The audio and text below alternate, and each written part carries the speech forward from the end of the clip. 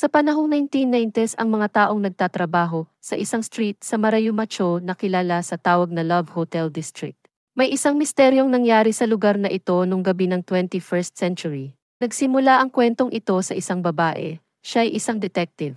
Nakikipagtahilik siya sa isang kwarto. Habang siya ay nakikipagtahilik, biglang nagring ang kanyang phone at ito'y kinuha niya para sagutin ang tumatawag. Nagbihis siya ng damit at umalis sa kwarto at bumaba ng gusali. Tumawag ito ng taxi at saka sumakay. Maulan ng gabing iyon. Nakarating na ito sa isang crime scene. Madaming tao doon na nagkukumpulan at nakiraan siya at pinadaan naman siya ng mga tao. Nag-assist din sa kanya ang mga kapulisan. Pinayungan siya ng isang lalaking naka-hazmat suit. Nakapasok na ito sa loob at may mga manikin siyang nakita. Nakahiga ang isa sa mga manikin at ang isa naman ay nakaupo. Tiningnan ng detective ang isang manikin at tinaas ang damit nito. Tila ba may laman ang manikin na ito? Nabubulok na din ang mga laman nito. Tiningnan naman ng detective ang isang manikin na nakatayo. Sinuri din niya ito at kapareho din ito ng isang manikin. May lamang loob din ito. Napansin ng detective na may nakasulat sa pader ng loob ng gusali. Tinanong niya kung ito ay isang uri ng paint. Sinabi ng pulis na ito ay dugo at ang nakasulat sa pader ay Castle. Isang babaeng nagngangalang Izumi.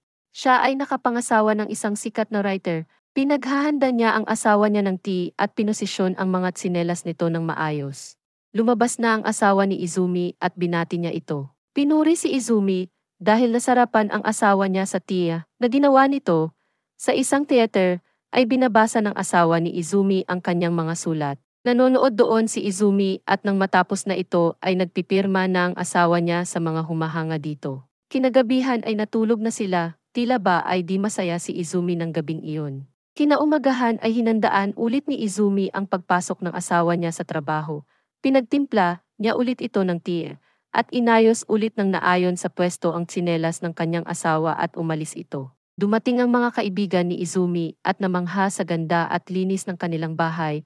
Tinanong ng kaibigan ni Izumi ang kwarto kung saan nagtratrabaho ang asawa niya. Sinabi ni Izumi na wala sa loob ng bahay nito ang office o kwarto kung saan nagtratrabaho ang asawa niya.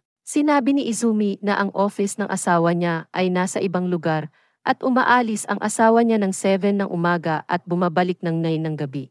Kinagabihan ay nakauwi na ang asawa ni Izumi at naupo ito sa couch at tinimplahan ito ni Izumi ng tea. Sinabi ni Izumi sa asawa niya na gusto niyang gumawa ng bagong mga gawain, gusto niyang lumabas at gumawa ng mga doll at gawin ang mga gusto niya.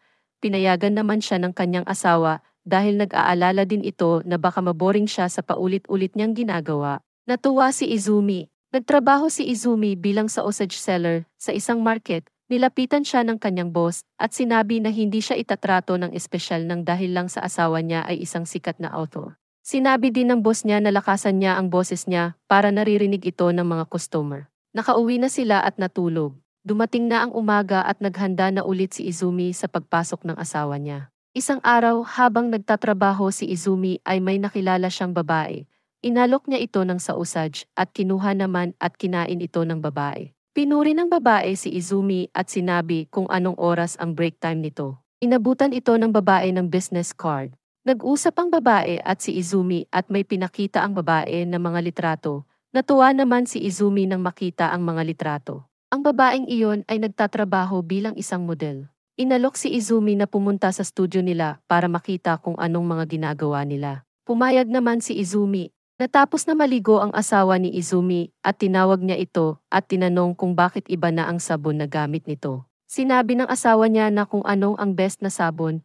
Sinagot naman siya ni Izumi na bibili na lamang siya ng sabon pero pinigilan niya ito at pinatayo ng asawa ni Izumi sa harap niya at pinakita ng katawan ng asawa nito. Umalis na ang asawa nito. Inayos ulit ni Izumi ang tsinelas na ginamit ng kanyang asawa at binalik sa dati nitong pwesto. Kinagabihan ay may tumawag kay Izumi, ito ang babaeng nakilala niya sa market. Habang nagtratrabaho siya, sinagot niya ang tawag at sinabi ng babae na pumunta siya doon. Nakarating na doon si Izumi at pinakilala siya ng babae sa bawat isang taong naroroon sa loob ng kwarto. Pinaupo si Izumi at inayusan. Pinagpalit din siya ng damit at naghanda na sila sa pagmumodel. Nagpost si Izumi at natuwa naman ang mga tao sa kanya. Hanggang sa nagtahilik sila doon. Binigyan ng babae ng sahod ni Izumi at halos doble ito sa mga kinikita niya. Pag-uwi ni Izumi ay nakaharap si Izumi sa lamin at nagpa-practice kung paano mag-alok ng mga customer. Nasa trabaho na si Izumi at may inalok siyang lalaki at tumikim ito ng sausage na ianalok niya. Bumili din ito ng sausage. Nakita ng boss ni Izumi na maganda ang nagiging performance niya, kaya pinuri niya ito. Kinagabihan ay sabay silang nag-dinner ng asawa niya at sinabi ng asawa niya na sabay silang matulog. Kinaumagahan ay umalis na ang asawa niya at inayos ulit ni Izumi ang tsinelas, binalik niya ito ulit sa dating pagkakaayos.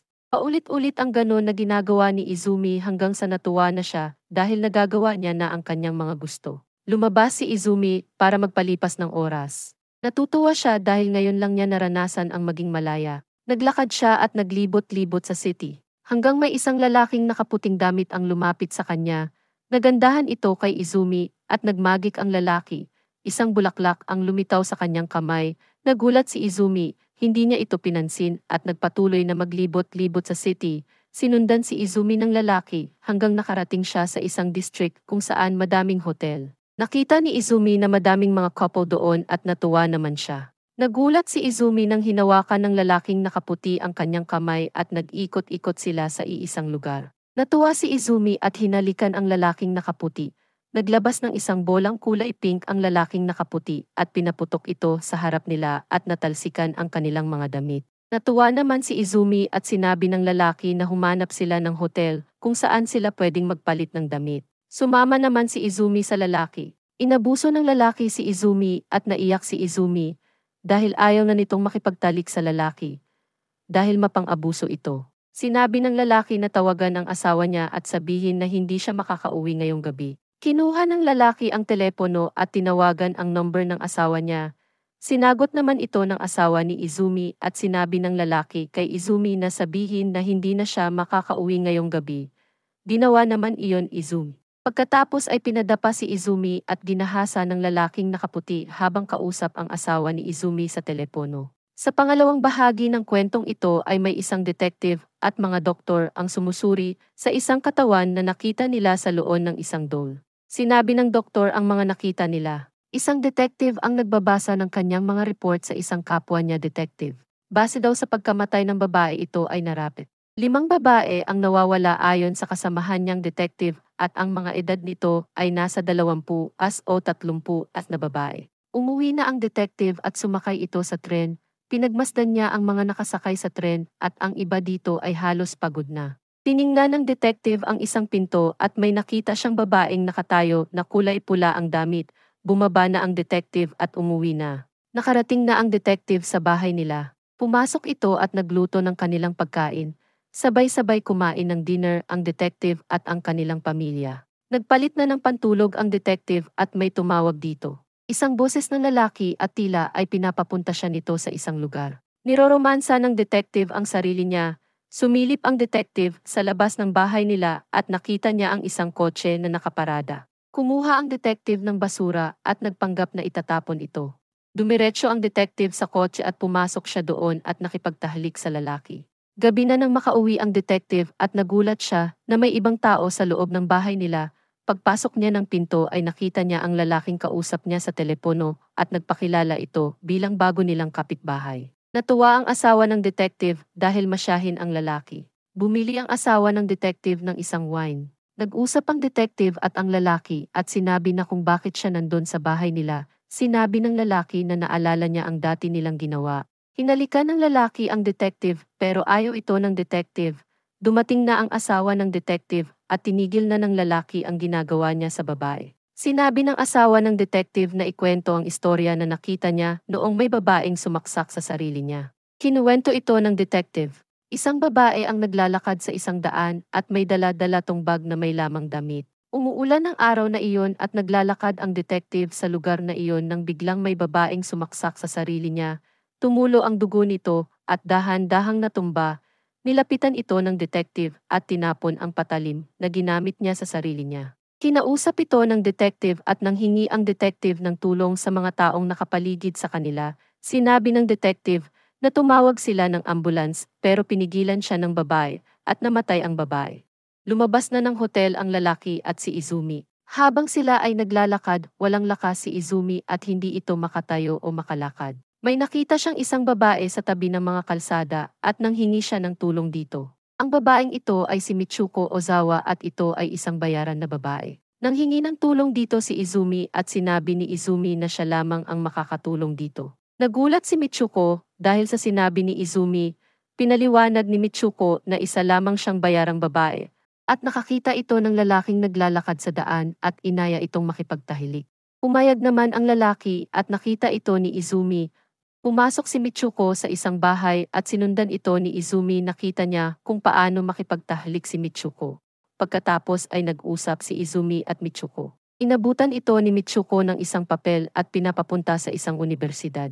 Kinuha ni Izumi ang papel at kinabukasan ay nagpunta doon si Izumi. Nag-usap si Izumi at Michuko tungkol sa kanilang mga buhay-buhay at doon nalaman ni Izumi na si Michuko ay isang guro sa isang universidad na iyon. Habang nag-uusap sila ay nakita ni Izumi ang lalaki at sinabi ni Michuko na huwag siyang mag-alala tungkol sa lalaking iyon dahil alam nito ang mga sikreto ni Michuko. Isang gabi ay nakita na naman ni Izumi si Michuko sa isang kalsada at tila naghahanap na naman ito ng mga lalaki. Nakita ni Michuko na sinusundan siya ni Izumi, kaya sinabi niya ni Michuko na huwag siyang sundan kundi siya ay hindi lalapitan ng mga lalaki. Huminto sa pagsunod si Izumi at sinabi ni Michuko na pumunta sa room 101 para manood.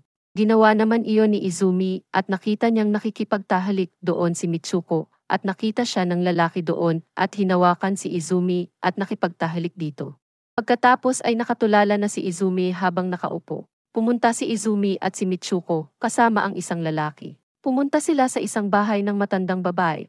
Nag-usap-usap sila at tumayo ang lola at kumuha ng kutsilyo at tinangkang patayin si Michuko ng matandang babae, ngunit inawat ito ng lalaki. Tumawa si Michuko at nakaluhod ang matanda habang umiiyak, malakas na tumawa din ang lalaki. Sa pangatlong bahagi ng kwento, sinabi ng inspektor na 7 babae ang nai-report na nawawala at nahihirapan silang hanapin kung saan ito nagtatrabaho. Pero may hinala sila na ang mga nawawala ay nagtatrabaho sa isang ahensya na nasa maliliit na apartments. Pinuntahan ng inspektor ang mga ahensya na iyon at sinabi na hinahanap nila ang mga nawawalang babae. Pinakita ng detective ang mga litrato sa mga tao, pero sinabi nila na hindi nila nakikilala ang mga iyon. Pumunta sila sa katabing gusali at ganun din ang ginawa nila hanggang sa nagpatuloy ang kanilang paghahanap at pagtatanong ngunit wala sa kanila ang mga nakakakilala dito. Isang grupo ng mga kababaihan ang tumingin sa litrato at may nakilala ito.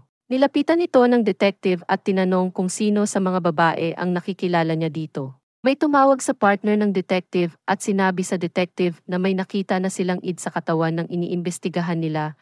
Pumunta na ang detective sa isang bahay at iyon ang bahay ng matanda. Pinatunayan ni Michuko kay Izumi na hindi lahat ng lalaki ay matino. Nagplano si Michuko at ang lalaki. Niromansa ni Michuko ang asawa ni Izumi. Nakipagtahalik ang asawa ni Izumi kay Michuko. Pinuntahan naman ito ni Izumi kasama ang lalaki at dito niya nalaman ang totoo. Nagpanggap sila bilang mga empleyado ng isang ahensya at pumunta kung nasaan si Michuko at ang asawa ni Izumi. Nakarating na sila doon at pumasok sila sa loob ng bahay at nakita nila na natutulog si Michuko at ang asawa ni Izumi. Si Izumi ay nakawig kaya hindi ito nakilala ng asawa niya. Nadapa si Izumi at nakita niya ang mga sulat ng asawa niya. Dito niya nalaman na asawa niya talaga iyon. Dito na lumabas ang totoo. Ang asawa ni Izumi at si Michuko ay matagal nang magkakilala at matagal na nilang ginagawa ang kalaswaan na iyon. Pinanood ni Izumi at Michuko na makipagtalik ang asawa nito kay Mitsuki. Umiiyak na nanonood si Izumi sa bahay ng matandang babae na pinuntahan ng detective. Nilabas ng mga pulis doon ang isang plastic bag na galing sa kabinet. Dahan-dahan nila itong bunuksan at nakita ang pira-pirasong parte ng katawan ng tao. Dito pinaliwanag ng matandang babae ang lahat ng nangyari. Ayon sa pagsasalaysay ng matandang babae, may binigay na libro sa kanya ang tatay niya at ito ay ang libro na tungkol sa castle. Maraming tao ang naghahanap sa castle na ito pero wala ni isa ang makahanap nito. Ayon sa libro, ayon sa pagsasalaysay ng matandang babae. Nakita niya si Michuko at si Izumi na nag-uusap sa isang kwarto at tinangkang patayin ni Michuko si Izumi. Sinakal niya ito at dumating ang matandang babae at tinuruan kung paano ang tamang pagsakal. Ginawa naman iyon ni Izumi hanggang sa mamatay si Michuko. Nanonood ang matandang babae ng gabing iyon at bumunot siya ng kutsilyo at kinuha ang mga parte ng katawan ni Mitsuko. Natakot ang lalaki sa nakita niya, kaya naisipan nitong magpakamatay din. Nagbigti ang lalaki. Nilibot ng detective ang bahay ng matanda at nakita ang mga painting na may mga pangalan sa ibaba. Mga painting ito ng babae na nakahubad at nilabas ng matandang babae ang kutsilyo na ginamit niya sa pagpatay sa mga babae at sinaksak ang kanyang sarili. Nakita ito ng mga pulis at tumawag sila ng ambulansya. Pumunta ang detective sa bahay ng asawa ni Izumi at in-interview ito at pagkatapos ay umalis na din.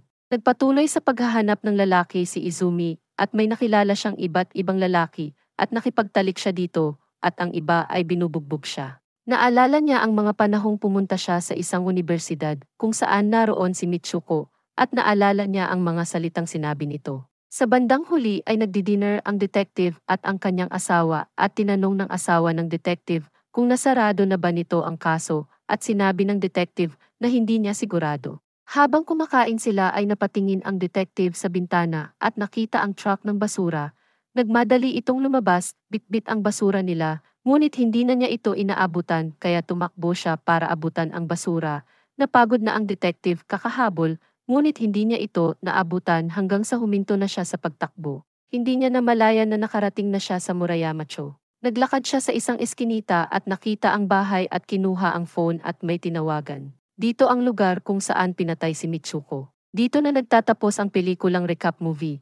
Mag-subscribe para sa higit pang mga iba't ibang videos mapapanood ninyo. Paki-on ang mga notification at mag-iwan ng like para matulungan ang channel. Maraming salamat sa panunood. God bless everyone.